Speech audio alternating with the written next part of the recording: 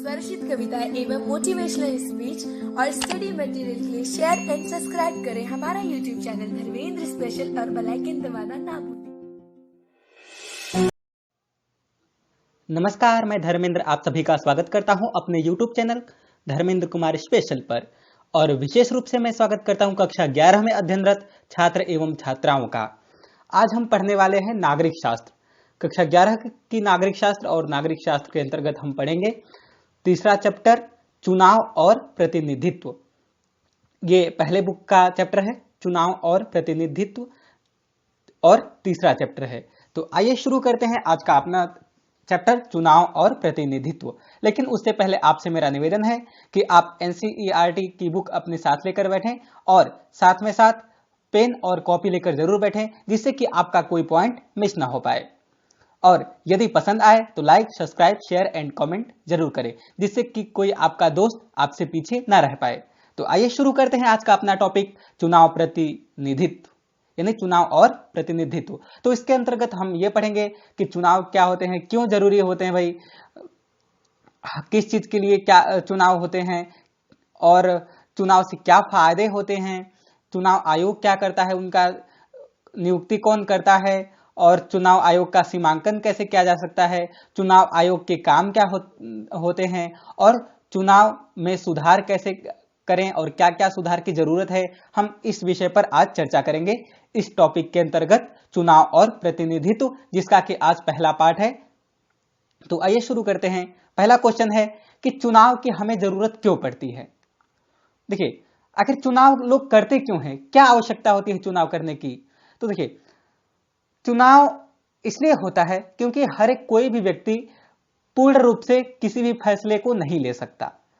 अब भारत देश बहुत बड़ा है, विविधताओं वाला देश है, इसमें 29 राज्य हैं। तो एक व्यक्ति चाहे जो चाहे वो स्वतंत्र रूप से अपना फैसला नहीं ले सकता, उसके लिए किसी न किसी चीज की जरूरत होती है।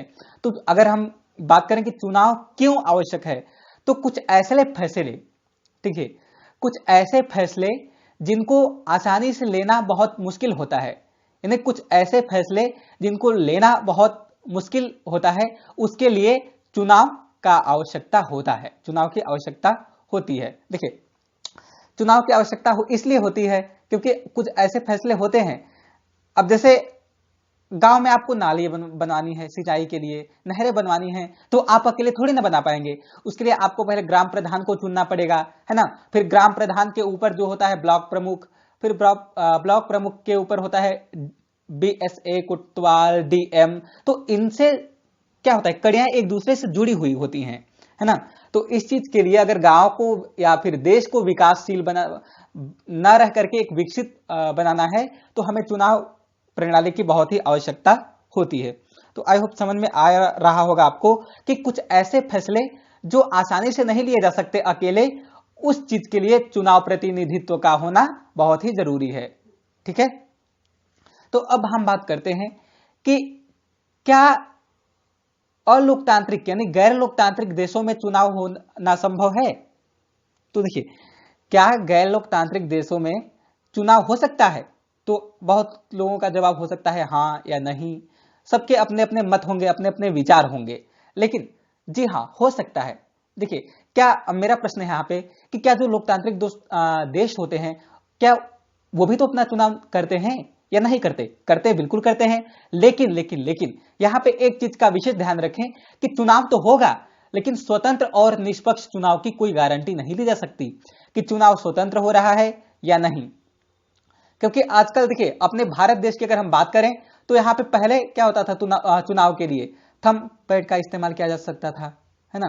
क्योंकि पहले हमारा देश विकासशील भी नहीं था, अल्प विकसित के नजरिए से देखा जाता था। तो यहाँ पे पहले थंब पैड का प्रयोग करते थे हम। अब हमारे यहाँ ईवीएम मशीनें आ गई हैं कि आपको जो भी कैंडिडेट पसंद है उसके आगे का बटन दबा देंगे तो उस पर वोट चला जाएगा। तो ये दो क्वेश्चन कवर हुए थे।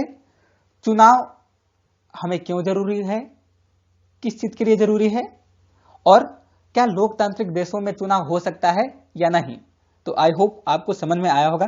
देखिए, मेरे पास कोई बुक नहीं है, बस मैं लेक्चर दे रहा हूं जो पढ़ा हूं, और आई होप एकदम पॉइंट टू पॉइंट आपको जवाब मिल रहा होगा।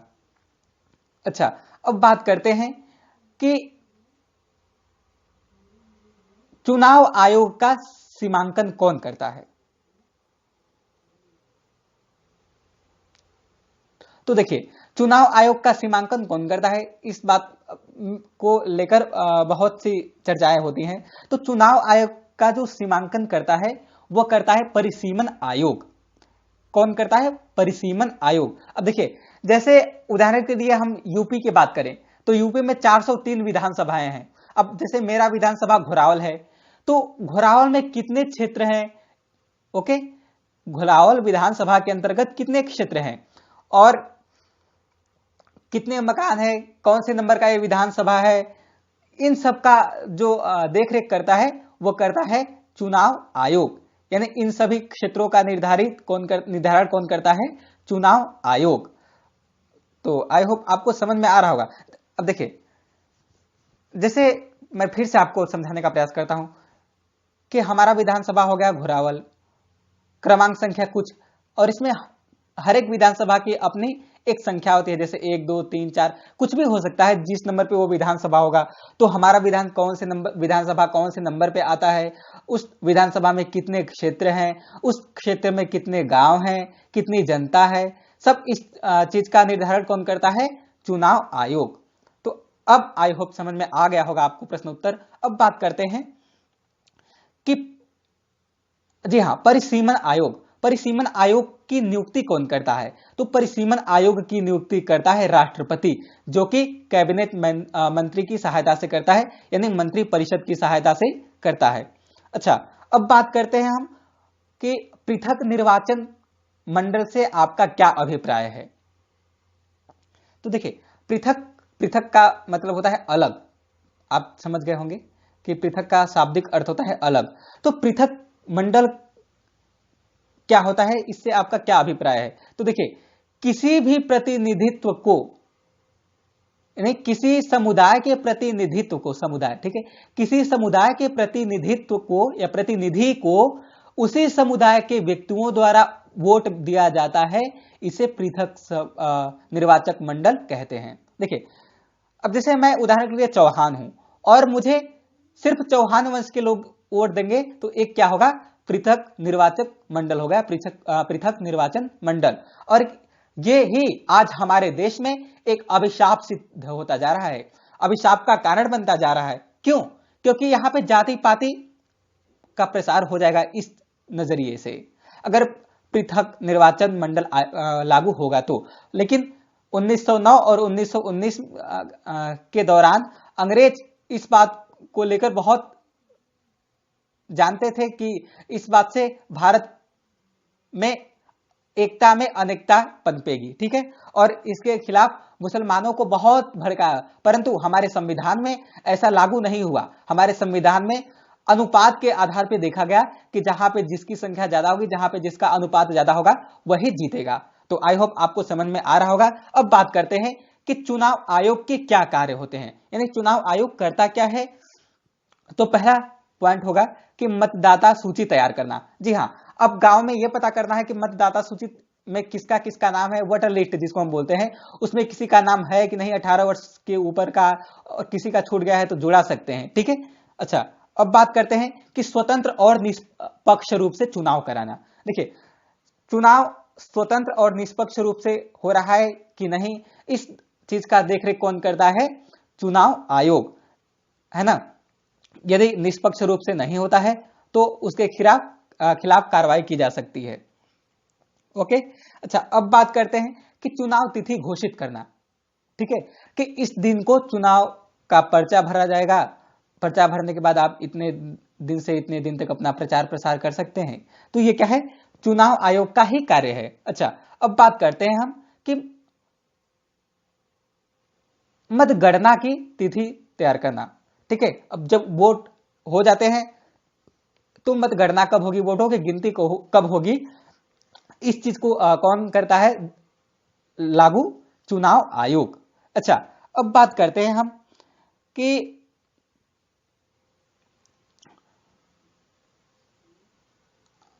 चुनाव आयोग के और कार्य क्या होते हैं। तो देखिए, राजनीतिक दलों को मान्यता प्राप्त देना, जैसे हमारे देश में बहुत सारे दल हैं, क्षेत्रीय दल होते हैं, राष्ट्रीय दल होते हैं, या आपने कक्षा 10 के राजनीतिक दल वाले चैप्टर में पढ़ा होगा। तो इनको मान्यता देना किसका काम है? चुनाव आयोग का। अच्छा, अब हम बात करते हैं कि चुनाव आयोग के लिए और से कार्य क्या होते हैं, और क्या कार्य होते हैं। तो देखिए, चुनाव आयोग मतगणना के आधार पर जीत का सुनिश्चित करना, ठीक है, कि मतगणना जैसे जीत हो जाती है तो जिसका मतगणना होगा उसी के आधार पर जो आगे जाएगा उसी की जीत होगी। ये कौन घोषित करता है? चुनाव आयोग। अच्छा, अब बात करते हैं हम चुनाव सुधार, यानी चुनाव सुधार में क्या क्या हम क्या करें कि हमारे देश का विकास हो, चुनाव प्रणाली में सुधार हो। तो देखिए, सबसे पहले हम बात करते हैं चुनाव सुधार। तो इसमें चुनाव में लगने वाले खर्च का सीमांकन निर्धारित करना, नहीं चुनाव में व्यय हो रहे किए जाने खर्च, नहीं चुनाव में लगाए जाने वाले खर्च का एक सीमा निर्धारित करना कि आप इतना ही खर्च करेंगे, इससे ऊपर आप खर्च नहीं करेंगे। तो इस चीज का निर्धारण करना चुनाव आयोग का काम नहीं, अपितु सबका काम है, गवर्नमेंट का काम है, जिससे कि चुनाव प्रणाली में सुधार हो सके, ठीक है। अच्छा, अब यदि कोई भी व्यक्ति अपराधी पाया जाता है तो उसे चुनाव लड़ने से इनकार करना, ठीक है। यानी अगर यदि कोई भी व्यक्ति अपराधी है, कुछ क्रिमिनल कार्य किया है, तो उसे चुनाव न लड़ने दिया जाए, उसे अयोग्य घोषित करना। यह काम किसका है? चुनाव आयोग का ही नहीं, अपितु सबका काम है, सरकार का काम है। अच्छा, अब बात करते हैं कि कम से कम पैसे खर्च करना। देखिए, चुनाव आयोग में बहुत से लोग क्या करते हैं, चुनाव जब होता है तो बहुत सारे पैसे खर्च करते हैं कि भाई पैसे ले लो, वोट दे दो। तो ऐसा नहीं करना है। अगर ऐसा करते हैं तो ये सब हमारे देश के लिए क्या होता है? अभिशाप का एक कारण बनता है। अच्छा, अब बात करते हैं हम कि हाँ, जाति चुनाव प्रसार। देखिए, चुनाव प्रसार तो ठीक है, लेकिन जाति, धर्म, लिंग, समुदाय, इन सब चीजों को ध्यान में रखते हुए चुनाव प्रसार नहीं करना चाहिए। यदि चुनाव प्रसार करेंगे तो हमारा देश क्या हो जाएगा? एक अलोकतांत्रिक हो जाएगा, ठीक है, तानाशाही हो जाएगा, तानाशाही शासन चलना शुरू हो जाएगा। तो जिससे क्या होगा कि हमारा देश बर्बादी की ओर चला जाएगा और बर्बाद हो जाएगा, ठीक है। तो ऐसा नहीं करना चाहिए। आप चुनाव का प्रचार प्रसार करें वो ठीक है, लेकिन जाति, धर्म, समुदाय के आधार पे मत करें। अगर करते हैं तो ये आपको अयोग्य घोषित कर दिया जाएगा। अच्छा, अब बात करते हैं कि आचार्य संहिता का पालन करना। हाँ, हमने बहुत से सुना है कि यहाँ पे आज आचार्य संहिता का विरोध हुआ है, आचार्य संहिता का उल्लंघन हुआ है, इस क्षेत्र में इस नेता ने आचार्य संहिता का उल्लंघन किया। तो इस चीज का पालन करना सबसे जरूरी होता है, ठीक है। यदि यहाँ पे आप चुनाव लड़ रहे हैं किसी भी पद पे और आप आचार्य संहिता का उल्लंघन करते हैं तो आपके खिलाफ कार्रवाई की जाएगी और आपको अयोग्य घोषित कर दिया जाएगा। चुनाव संहिता के कुछ अपने अलग अलग नियम होते हैं, तो वह हम बाद में बात करेंगे, ओके। अच्छा, महिलाओं की भागीदारी सुनिश्चित करना। चुनाव के पद पर कार्य करने के लिए महिलाओं की भागीदारी को सुनिश्चित करना कि महिलाएं जो हैं उनका भी सीट उनके लिए सीट आरक्षण होनी चाहिए, और कुछ सीट अनुसूचित जाति जनजाति महिलाओं के लिए आरक्षण होनी चाहिए, और कुछ सीट कहा SC ST में जानी है, OBC में जानी है या SSC में जानी है। इन सब भी चीजों का निर्धारण करना। तो आई होप आपको समझ में आया होगा। यदि पसंद आया तो like, subscribe, share and comment जरूर करें। जय हिंद, जय भारत, वंदे मातरम।